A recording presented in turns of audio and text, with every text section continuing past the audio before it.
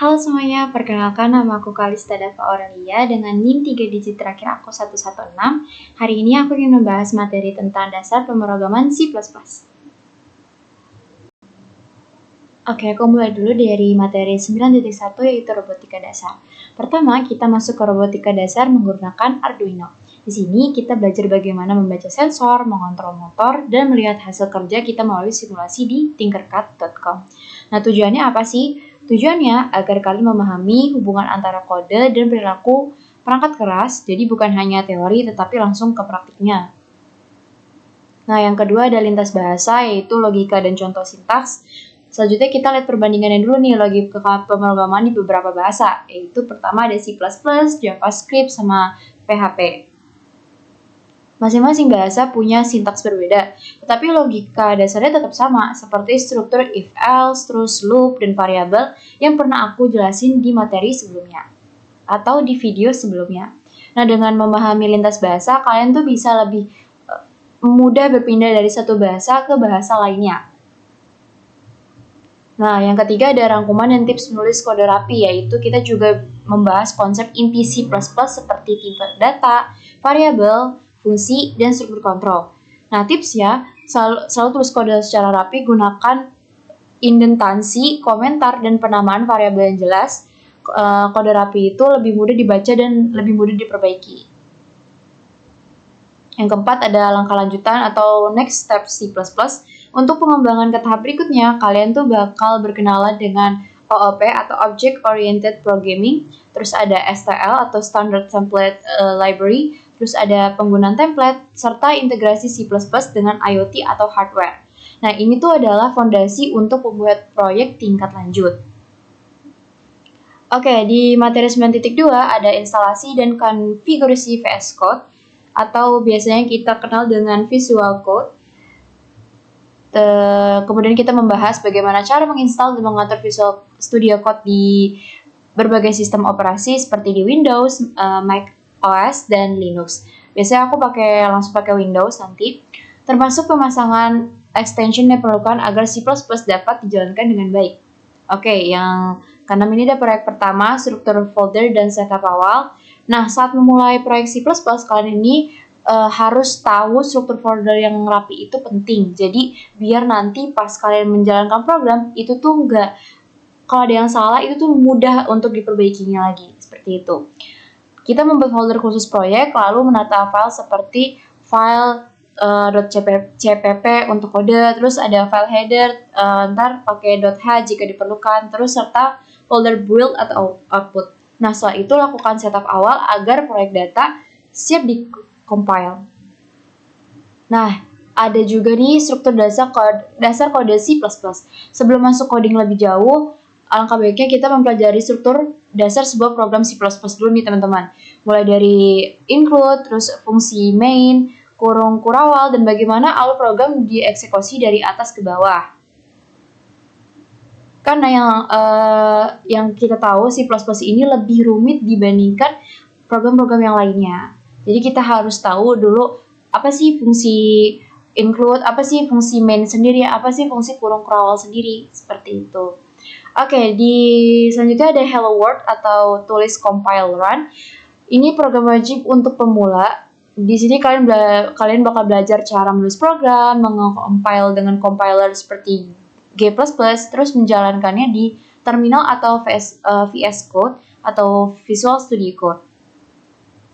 Nah, program sederhana ini penting karena menunjukkan seluruh alur kerja pemrograman C++ dari awal hingga akhir. Pada video kali ini, kita akan mempelajari salah satu rangkaian dasar tetapi sangat penting dalam dunia Arduino, yaitu menyalakan LED menggunakan push button.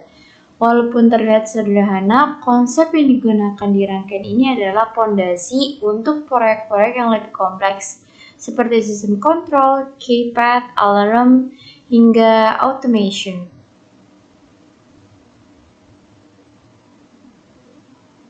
Nah, kita akan membahas mulai dari komponen yang digunakan, cara merakit rangkaian, alasan penggunaan resistor, hingga logika pemrogramannya. Jadi, tonton sampai selesai karena penjelasannya sangat detail dan mudah dipahami.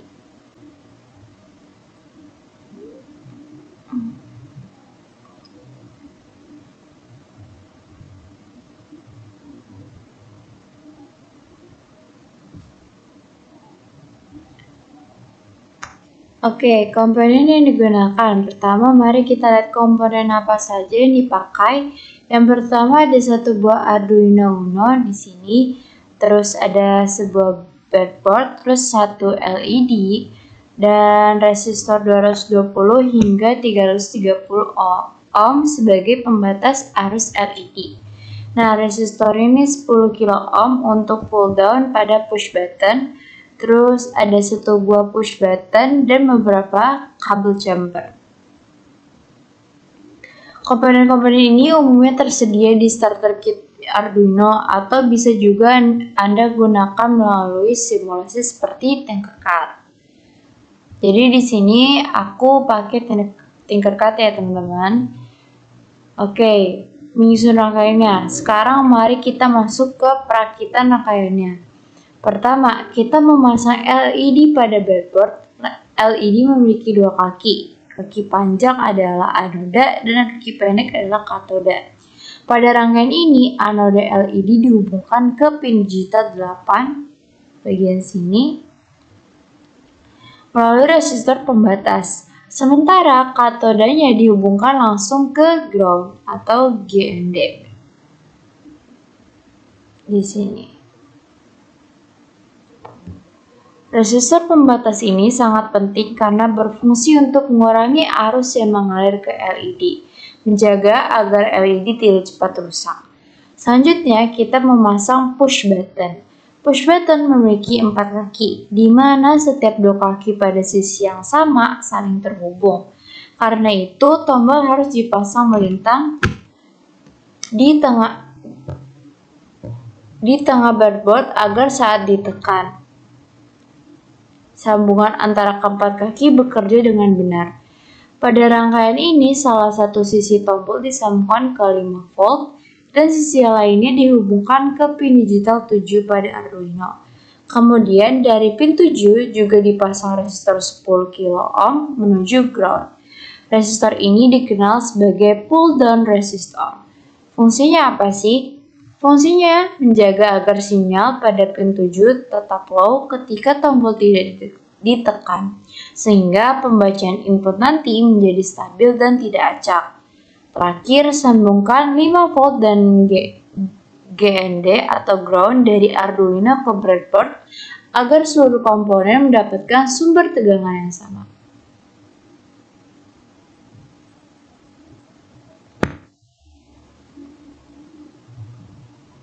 Nah, kenapa pull down resistor diperlukan?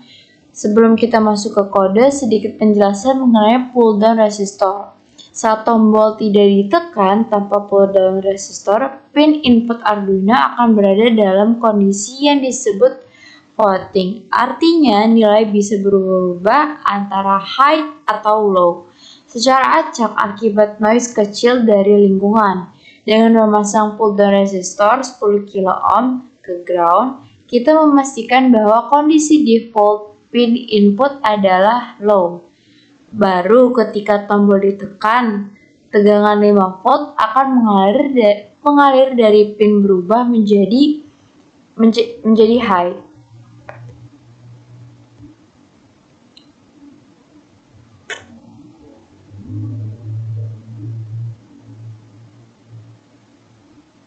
Sekarang kita beralih ke bagian coding. Program ini sangat sederhana dan terdiri dari dua bagian utama, yaitu setup dan loop.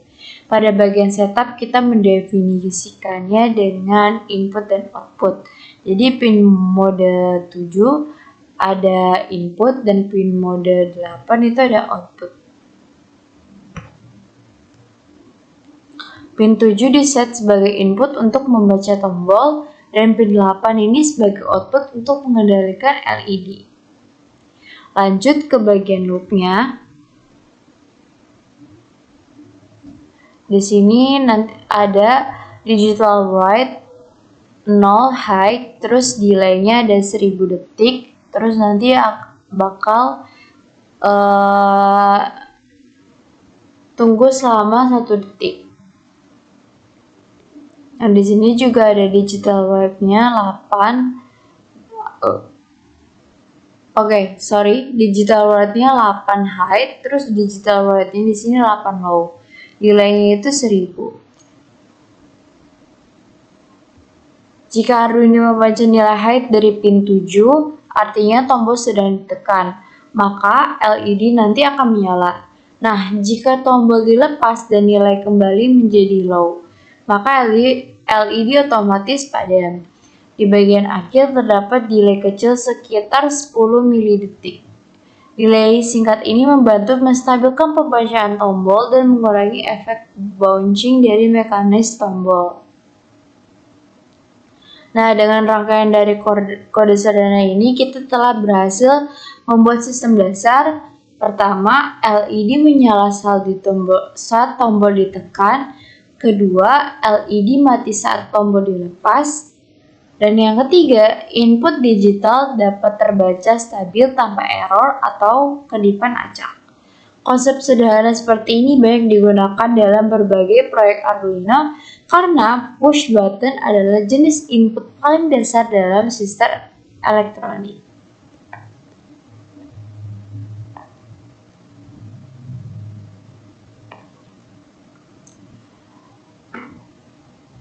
Oke, pengembangan proyek.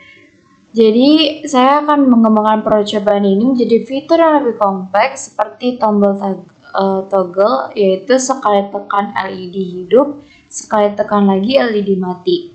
Terus menambah buzzer sebagai indikator, terus menggabungkan beberapa tombol untuk membuat menu atau kontrol robot. Mengubah logika menggunakan input pull up tanpa resistor eksternal, atau membuat fungsi hold press untuk mendeteksi lama tekanan tombol.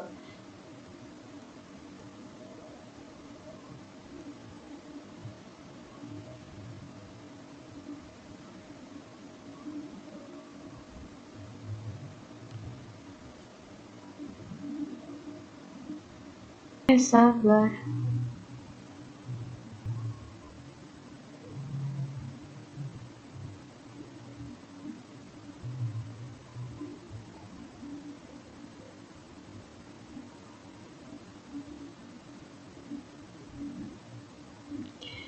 Pada gambar tersebut terlihat sebuah terbuka Blockly, yaitu platform pemrograman visual berbasis blok yang digunakan untuk membuat kode tanpa harus menulis sintaks secara manual. Di sisi kiri terdapat kategori blok seperti logic, loops, math, text, list, color, variables, function yang dapat ditarik ke area kerja. Yang pertama, menginisialisasi variabel. Blok pertama yang digunakan adalah set count to 1.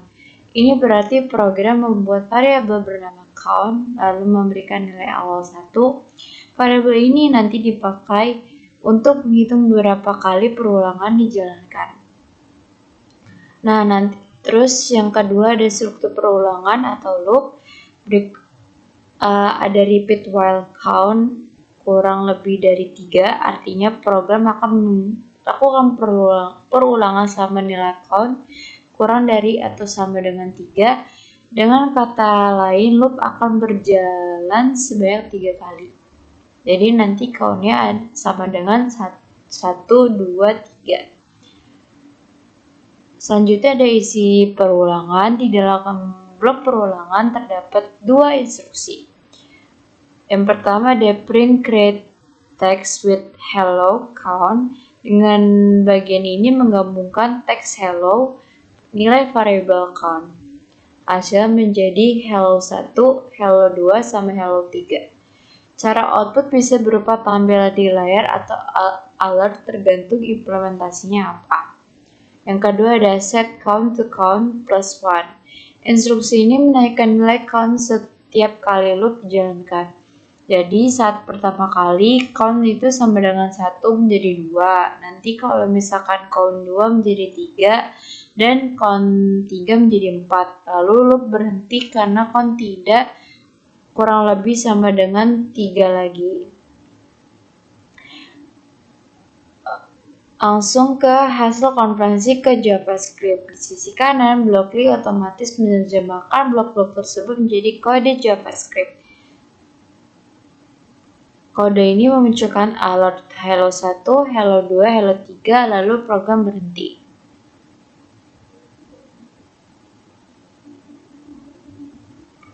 Nah, dalam versi Python sendiri, program dimulai dengan membuat sebuah variabel bernama count dan memberinya nilai awal 1.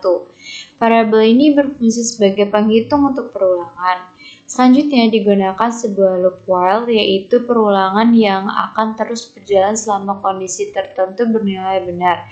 Kondisi yang digunakan adalah count kurang lebih sama dengan 3. Artinya, perulangan akan berhenti ketika nilai count melebihi angka 3. Di dalam perulangan, program akan menampilkan teks hello 1, hello 2, dan hello 3. Teks tersebut digabungkan dengan nilai variabel count.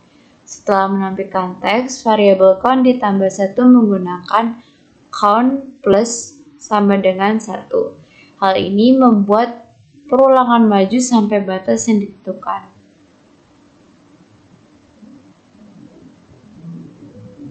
Untuk dari PHP sendiri, logika yang digunakan sama seperti di Blockly. Pertama-tama dibuat sebuah variabel count sama dengan 1, kemudian digunakan perulangan while selama nilai count kurang dari atau sama dengan 3, perulangan akan terus dijalankan. Di dalamnya, program mencetak teks ke layar menggunakan fungsi echo. Setiap iterasi akan menampilkan hello 1, hello 2, dan hello 3. Sama seperti program-program sebelumnya seperti JavaScript dan Python. Setelah mencetak teks, nilai count ditambahkan 1 menggunakan plus 1. Hal ini memastikan loop akan berakhir ketika nilai count mencapai lebih dari 3.